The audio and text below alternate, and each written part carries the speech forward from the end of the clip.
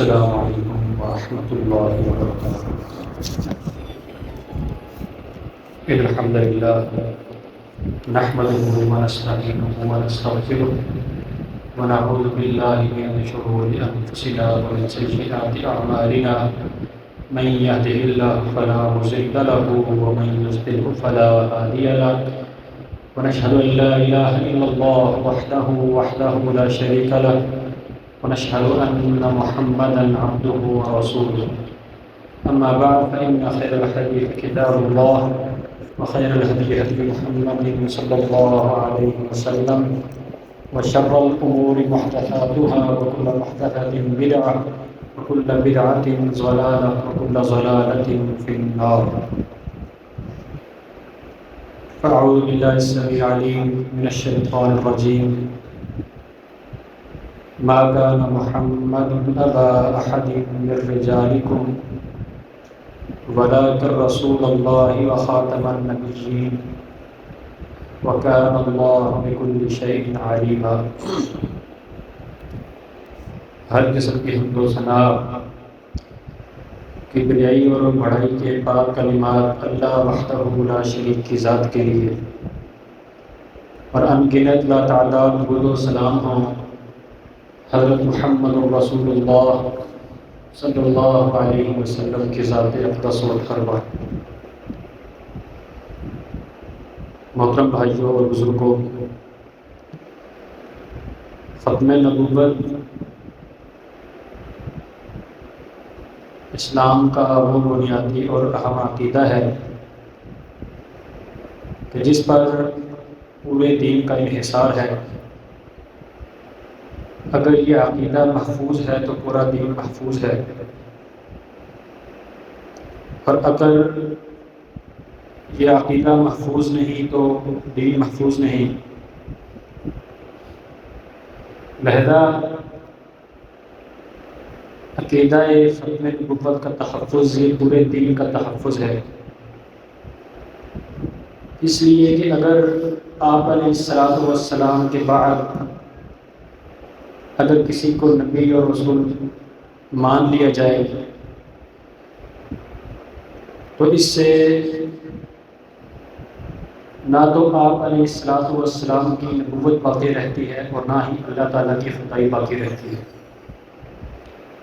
یہی وجہ ہے کہ ہر دور میں ختم نبوت کے محافظوں نے ختم نبوت کا دفاع کیا، اور اس کا دفاع کرتے ہوئے اپنی جانوں کا نذرانہ پیش کیا۔ اور انشاءاللہ آج کے اس خطبے میں چند ایک باتیں آپ بھائیوں کے سامنے بیان کروں گا اپنے اسلاف کے حوالے سے، پھر اگر وقت ہوا انشاءاللہ بھائیوں کے سامنے کہ ہماری ذمہ داری اس حوالے سے کیا بنتی ہے وہ آپ بھائیوں کے سامنے بیان کروں گا۔ سب سے پہلے تو یہ چیز ہمیں پتہ ہونی چاہیے کہ اللہ کے رسول علیہ السلام وہ پہلی شخصیت ہے جنہوں نے خود ہی ختم نبوت کا تحفظ کیا، اور اس حوالے سے قرآنی آیات بھی میں نے ان میں سے چند ایک آیات آپ بھائیوں کے سامنے اور اللہ کے رسول علیہ السلام کے فرامین آپ بھائیوں کے سامنے بیان کیے۔ آپ علیہ السلام کی زندگی کے ہی آخری ایام میں جھوٹے نبی دجال کذاب وہ نمودار ہونا شروع ہو گئے تھے۔ ان میں جو زیادہ مشہور ہوئے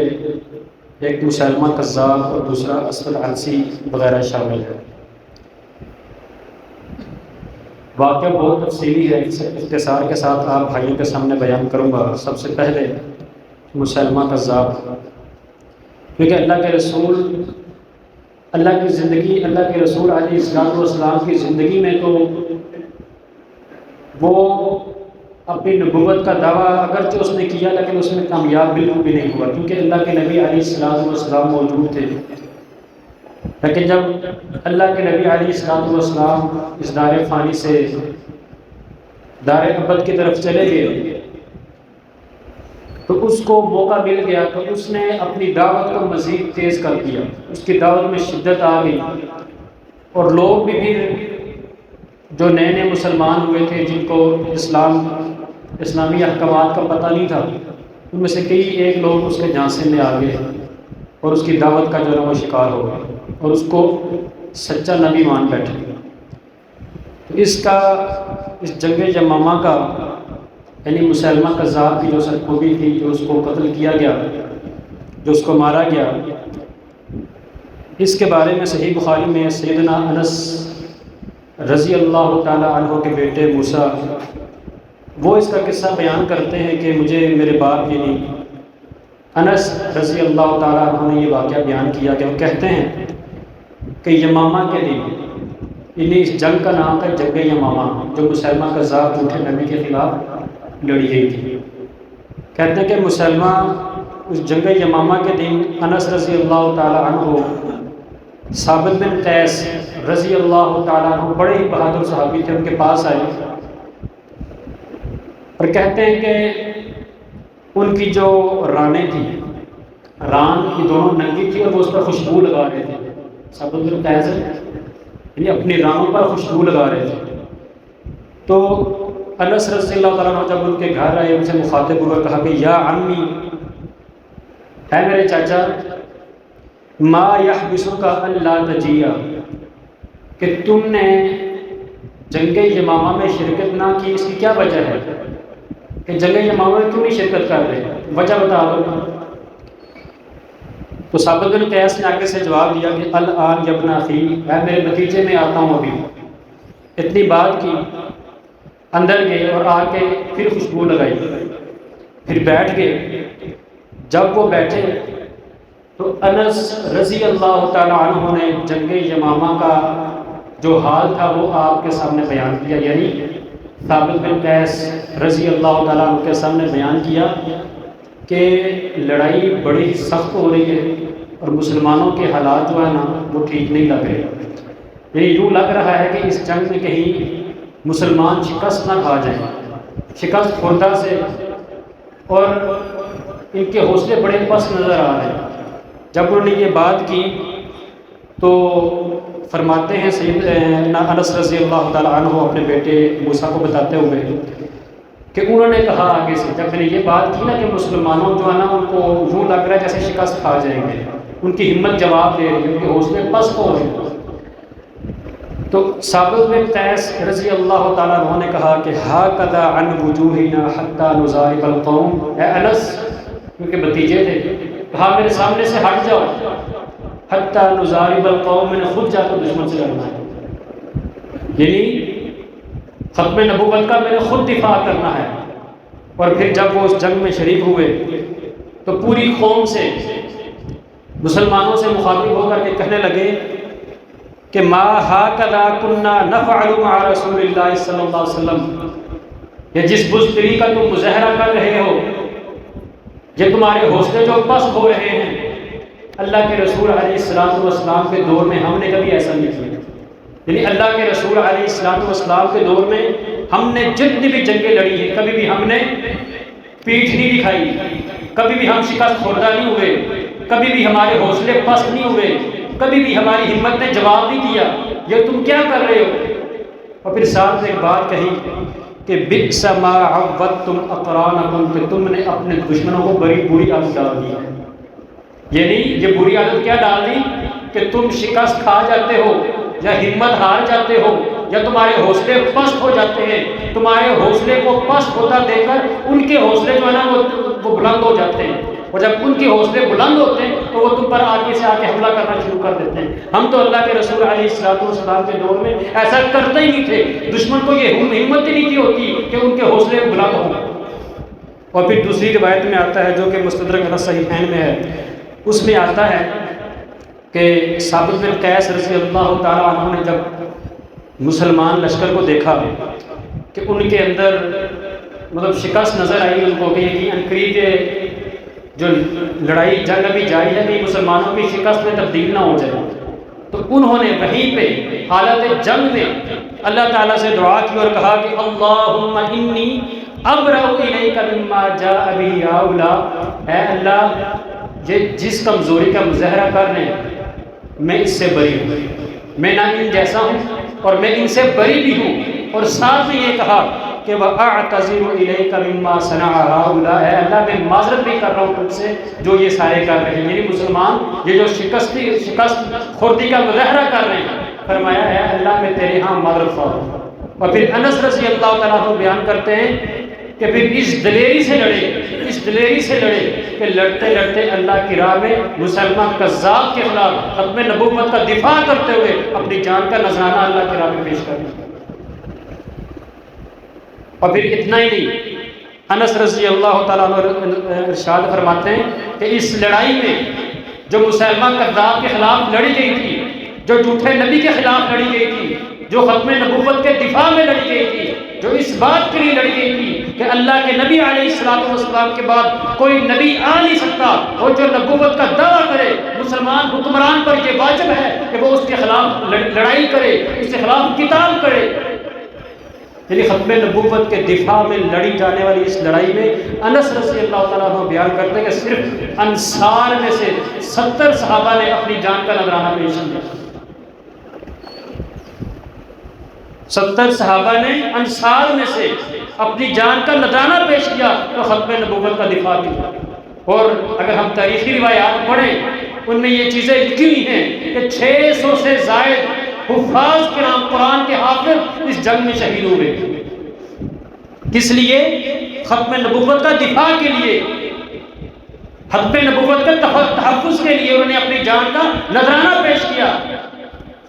پھر اس لڑائی کے حوالے سے ایک بڑی پیاری بات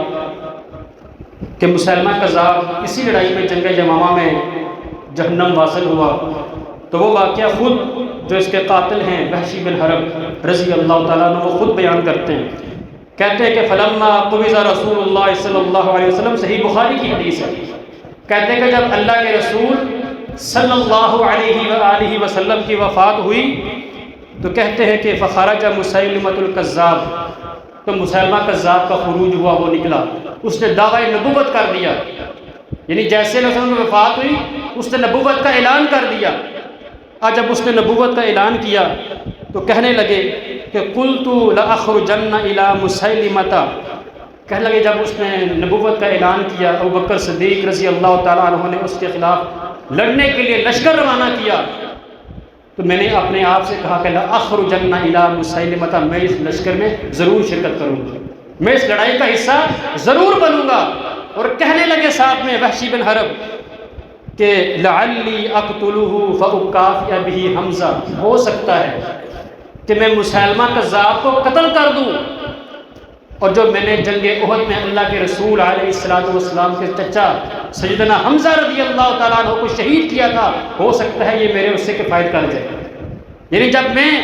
کفار کی طرف سے لڑ رہا تھا، اسلام کی سب سے عظیم شخصیت کو، اللہ کے رسول علیہ السلام کے دفاع کرنے والے آپ کے چچا امیر حمزہ رضی اللہ تعالیٰ عنہ کو شہید کیا تھا، اب جب اللہ تعالیٰ نے مجھے اسلام کی دولت سے نوازا ہے تو اب میں یہ چاہتا ہوں کہ میں اسلام کے خلاف لڑنے والے سب سے بڑی آدمی کو قتل کروں، تاکہ جو میرے دل میں یہ بات ہے کہ میں نے اسلام کا بڑا نقصان کیا ہے، تاکہ وہ میرے دل سے اس بات کا ازالہ ہو جائے، اس نقصان کا ازالہ ہو جائے۔ کہتے ہیں کہ بس اسی نیت سے نہ کہ میں نے مسیلمہ کذاب کو قتل کرنا ہے، میں بھی نکل پڑا اس لشکر کے ساتھ۔ تو کہتے ہیں کہ جب ہم اس لڑائی میں پہنچے جنگ یمامہ میں تو کہتے ہیں کہ فَإِذَا رَجُلٌ قَائِمٌ فِي سَلْمَةِ جِدَارٍ، کہ اچانک میں نے ایک آدمی کو دیکھا وہ دیوار کے دراز کے ساتھ کھڑا تھا، یعنی دیوار کے ساتھ کھڑا تھا۔ کہتے ہیں کہ كَأَنَّهُ جَمَلٌ أَوْرَقُ، کہ وہ ایسا لگ رہا تھا جیسے گندمی رنگ کا کوئی اونٹ ہے۔ اس سے یہ پتہ چلتا کہ اس کا قد کاٹ بھی بڑا تھا مسیلمہ کذاب کا، کہ گندمی رنگ کے اونٹ کی طرح وہ نظر آ رہا تھا۔ اور ساتھ میں فرماتے ہیں کہ سائر الرأس، اس کے بال بھی بکھرے ہوئے تھے۔ کہتے ہیں اس شخص کو دیکھ کے مجھے اندازہ ہوا کہ یہی کون ہے؟ مسیلمہ کذاب۔ اب یہ جو حبشی ہوتے ہیں نا، یہ وحشی بن حرب یہ حبشی تھے۔ اب اس دور پہ جو حبشی تھے وہ نیزہ مارنے میں بڑے ماہر تھے۔ ایک تو ان کا نیزہ جس چیز کو لگتا تھا نا اس کے پار ہو جاتا تھا، اور دوسرا نیزہ مارتے ہوئے ان کا نشانہ کبھی بھی خطا نہیں ہوا تھا۔ اور اسی وجہ سے یہ حمزہ رضی اللہ تعالیٰ عنہ کو بھی شہید کی انہوں نے کر لیا تھا، کیونکہ نشانہ ہی ایسا پکا تھا کہ جہاں مارا تھا وہی حمزہ رضی اللہ تعالیٰ عنہ کو جا کے نیزہ لگا تھا، اور حمزہ رضی اللہ تعالیٰ عنہ جنگ احد میں شہید ہوئے تھے، تو نشانہ اس کا بڑا پکا تھا۔ اب جب انہوں نے دیکھا اس شخص کو کہ دیوار کے ساتھ کھڑا ہے، تو کہنے لگے، خود بیان کرتے ہیں کہ میں نے اپنا نیزہ اس کی طرف مارا، نیزہ اس کے جا کے یہاں پہ لگا، دونوں پستانوں کے درمیان، آگے سے لگا اور پیچھے سے باہر نکل گیا۔ کہتے ہیں جب جیسے ہی میرا نیزہ، وحشی بن حرب کہتے ہیں رضی اللہ تعالیٰ عنہ، یہ وہ وحشی بن حرب ہیں کہ جب انہوں نے اسلام قبول کیا، اللہ کے رسول علیہ السلام نے ان سے کہہ دیا تھا کہ ہمیں آپ کا اسلام قبول ہے، منظور ہے، لیکن میری آنکھوں کے سامنے نہ آنا۔ کیوں؟ اس لیے کہ تجھے دیکھ کے مجھے اپنا چاچا حمزہ یاد آ جائے گا، تو میں یہ نہیں برداشت کر سکوں گا، تو اس لیے تمہارا اسلام تو ہمیں قبول ہے، لیکن میں یہ نہیں چاہتا کہ آپ میرے سامنے آؤ۔ اب اس نے کیا کیا؟ مسلمہ کذاب کو نیزہ مارا، نیزہ اس کے یہاں پہ لگا اور پیچھے سے باہر نکل گیا، اور جیسے ہی نیزہ اس کو لگا وہ زمین پہ گر گیا۔ پھر راوی حدیث بلکہ خود بیان کرتے ہیں یہ وحشی بن حرب، کہتے ہیں کہ جیسے ہی میرا نیزہ لگا وہ نیچے گرا، ایک انصاری نوجوان اس کی طرف لپکا، اس نے ایک ہی تلوار اس کو ماری اور اس کی کھوپڑی اتار دی۔ اور پھر اسی روایت میں آتا ہے آگے، عبداللہ بن عمر رضی اللہ تعالیٰ عنہ فرماتے ہیں کہ جب یہ نیزہ اس کو لگا تو اس کے قبیلے کی ایک عورت یا اس کے ماننے والی، کہہ لو اس کی صحابیہ، ایک گھر کی چھت پر چڑھی اور اونچی آواز سے یہ اعلان کیا اور کہا کہ واہ امیر المومنین، ہائے امیر المومنین، اور قوم کو مخاطب کر کے کہہ لگی کہ قتلہ العبد الاسود، ہے لوگو، ہے مسلمہ کذاب کے ماننے والوں، ہے مسلمہ کذاب کے صحابیوں، آپ کے امیر المومنین کو ایک حبشی کالے غلام نے قتل کر دیا۔ یہ کام کس لیے کیا تھا؟ یہ لڑائی، یہ لشکر جو روانہ کیا تھا ابوبکر صدیق رضی اللہ تعالیٰ عنہ نے، اس لشکر کے بھیجنے کا مقصد یہی تھا کہ اللہ کے رسول علیہ السلام کی ختم نبوت کا دفاع کرنا ہے، اس کا تحفظ کرنا ہے، اس کے لیے اپنی جان کی پرواہ بالکل بھی نہیں کرنی۔ پھر اس کے بعد اسی طرح طلحہ اسدی، اس نے بھی دعوی نبوت کیا۔ سیدنا ابوبکر صدیق رضی اللہ تعالیٰ عنہ نے خالد بن ولید رضی اللہ تعالیٰ عنہ کو اس کی سرکوبی کے لیے روانہ کیا۔ یہ بڑا تیز تھا، اس نے کئی ایک صحابہ کو شہید بھی کیا، لیکن اس کے بعد اس پر حق واضح ہو گیا، یہ طلحہ اسدی، تو اس نے اسلام کو قبول کر لیا اور مسلمانوں کے ساتھ عمرہ بھی ادا کیا۔ اب ایک اور واقعہ ہے جو کہ مستدرک حاکم میں موجود ہے کہ تابعی عبد الرحمن بن عبداللہ بن مسعود، یعنی بڑے مشہور صحابی ہیں عبداللہ بن مسعود، ان کے بیٹے، وہ بیان فرماتے ہیں، عبد الرحمن کہتے ہیں کہ سیدنا عثمان رضی اللہ تعالیٰ عنہ کے دور خلافت میں میرے والد عبداللہ بن مسعود رضی اللہ تعالیٰ عنہ کے پاس ایک شخص آیا اور اس نے آ کر کے کہا کہ یہاں ایک ایسی قوم ہے جو مسلمہ کذاب کی کتاب پڑھ رہی ہے۔ یہاں پر یعنی یہ مسلمہ کذاب قتل کب ہوا تھا؟ ابو بکر صدیق رضی اللہ تعالیٰ عنہ کے دور میں، پھر ان کا دور گزرا، پھر اس کے بعد عمر رضی اللہ تعالیٰ عنہ کا دور گزرا، پھر عثمان رضی اللہ تعالیٰ عنہ کے دور میں اس کے ماننے والے موجود تھے اور اس کی کتاب بھی موجود تھی، اور اس کتاب کو لوگ پڑھ رہے تھے۔ اس صحابی کو، اس نوجوان کو پتہ لگا، وہ عبداللہ بن مسعود رضی اللہ تعالیٰ عنہ کے پاس آیا اور کہنے لگا کہ فلاں جگہ پر لوگ جمع ہو کے مسلمہ کذاب کی کتاب پڑھ رہے۔ عبداللہ بن مسعود کو اس بات کا یقین نہیں ہوا نا کہ کیسے پڑھ سکتے ہیں لوگ کتاب۔ عبداللہ بن مسعود نے اس شخص کو، اس آنے والے شخص سے کہا کہ کیا اللہ کی کتاب کے علاوہ کوئی کتاب ہے؟ کیا اللہ کے رسول کے علاوہ کوئی رسول ہو سکتا ہے؟ کیا بات کر رہے ہو، ایسا نہیں ہو سکتا۔ پھر وہ شخص گیا، دوبارہ آیا، آ کے اس نے اللہ کی قسم کھا کے کہا کہ فلاں گھر میں 80 کے قریب افراد ہیں جو مسلمہ کذاب کی کتاب کو پڑھ رہے ہیں۔ اب جب اس نے قسم کھا کے یہ بات کی نا، تو عبداللہ بن مسعود رضی اللہ تعالیٰ عنہ نے نا، یہ عثمان کے دور خلافت کی بات ہے، عبداللہ بن مسعود نے قرظہ نامی ایک شخص کو، جو بڑا ہی مشہور جو ہے نا وہ شاہ سوار تھا، اس کی قیادت میں ایک قافلہ روانہ کیا اس گھر والوں کی طرف۔ گھر کے سبھی افراد کو پکڑ کے وہ انہوں نے عبداللہ بن مسعود رضی اللہ تعالیٰ عنہ کے ہاں پیش کیا اور کہا کہ یہ وہ لوگ ہیں، یہ 80 وہ افراد ہیں جو مسلمہ کذاب جھوٹا نبی کی کتاب کو پڑھ رہے ہیں۔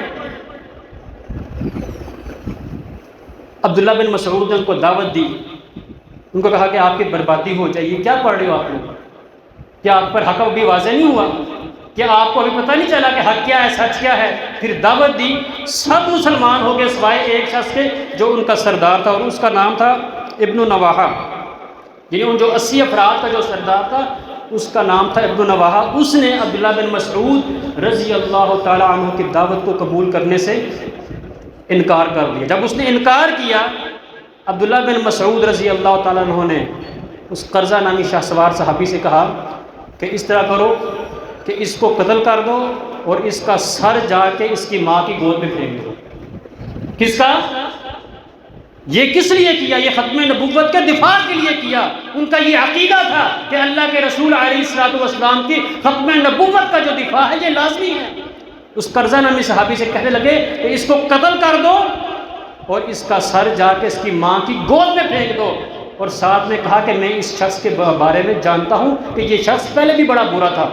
اور پھر عبداللہ بن مسعود نے اس کی سابقہ بات کو بیان کیا، اور وہ بات کیا تھی؟ وہ بات یہ تھی کہ عبداللہ بن مسعود نے فرمایا کہ اصل میں ہوا اس طرح تھا کہ اللہ کے نبی علیہ الصلوۃ والسلام کے دور میں یہ اور ابن اسال یعنی ابن نواحہ اور ابن اسال یہ دونوں مسیلمہ کذاب کے سفیر بن کر اللہ کے نبی علیہ الصلوۃ والسلام کے پاس آئے تھے۔ کیا بن کے؟ مسیلمہ کذاب کے سفیر بن کے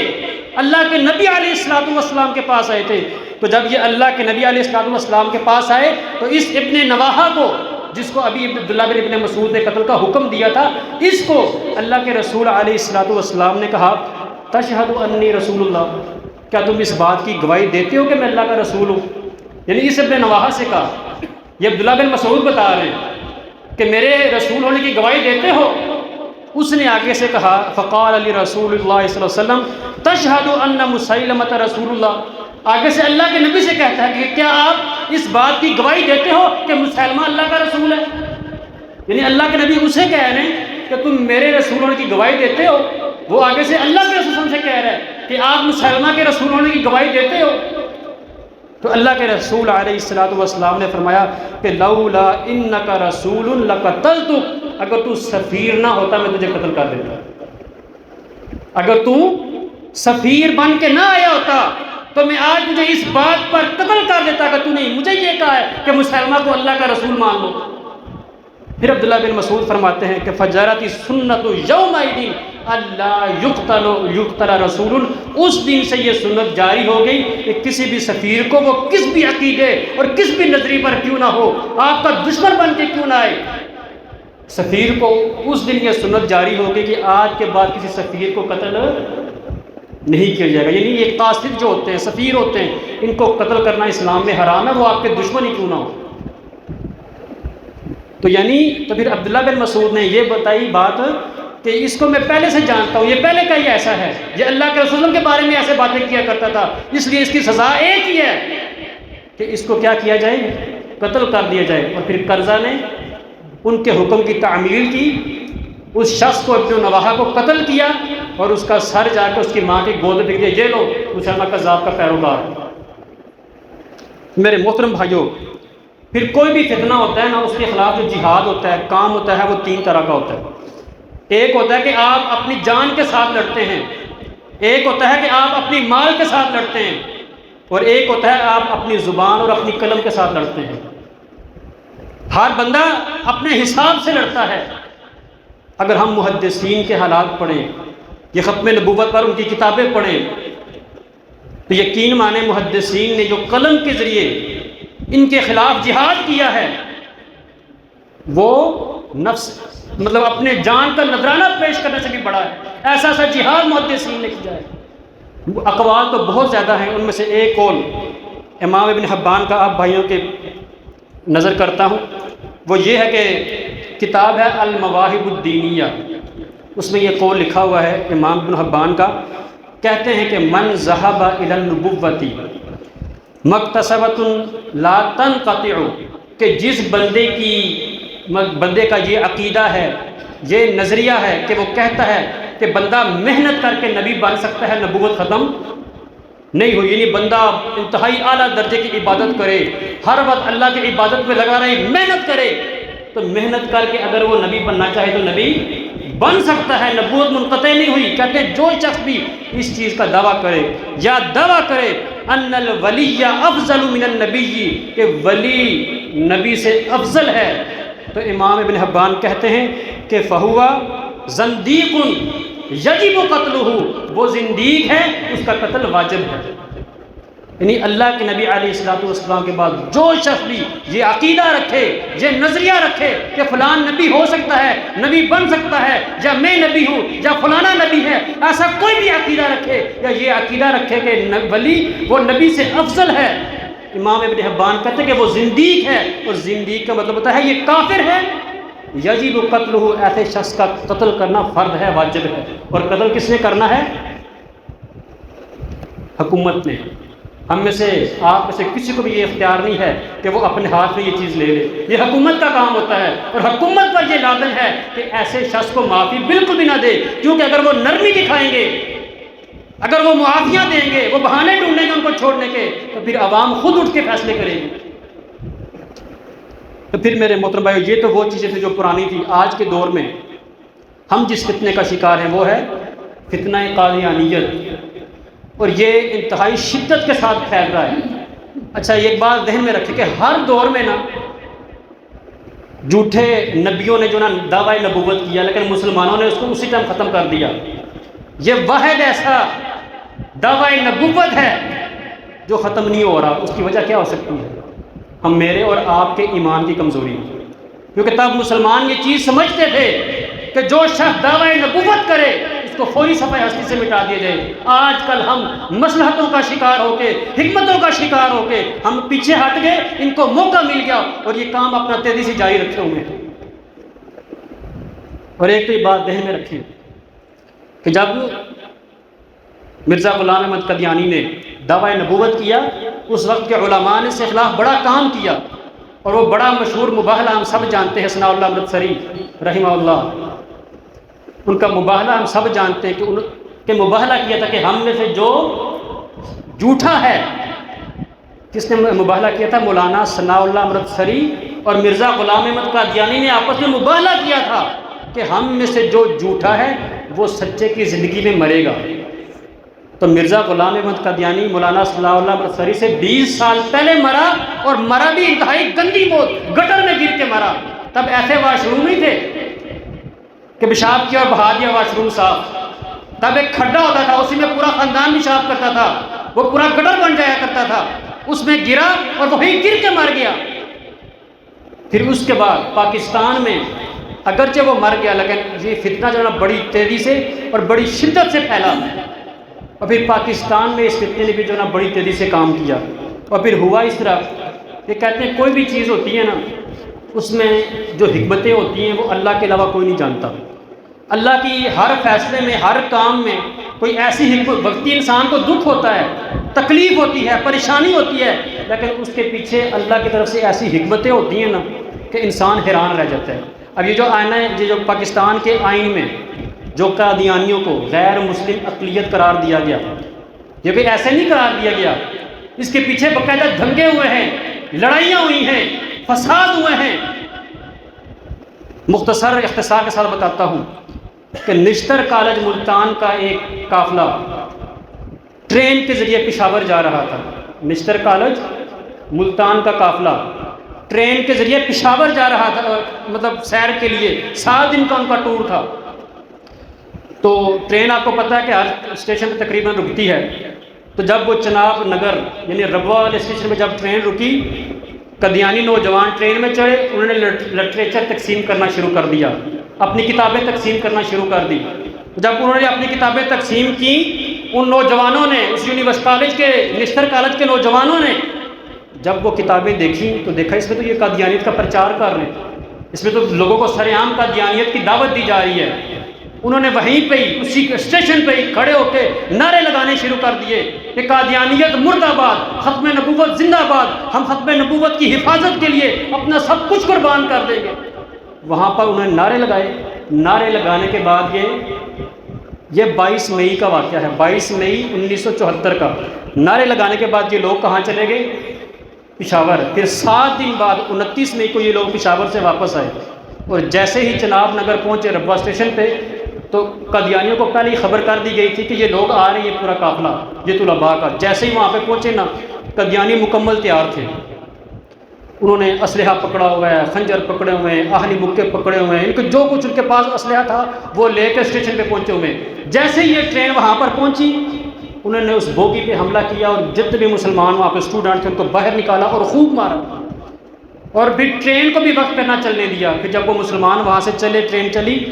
تو یہ خبر پورے پاکستان میں پھیل گئی، پہلے فیصل آباد میں، کیونکہ اس کے بعد آگے فیصل آباد کا اسٹیشن آتا ہے، وہاں پر جو ہے نا پورا فیصل آباد شہر آ گیا۔ پھر جب اس حالات کو دیکھا علماء نے، پھر جو مذہبی لوگ تھے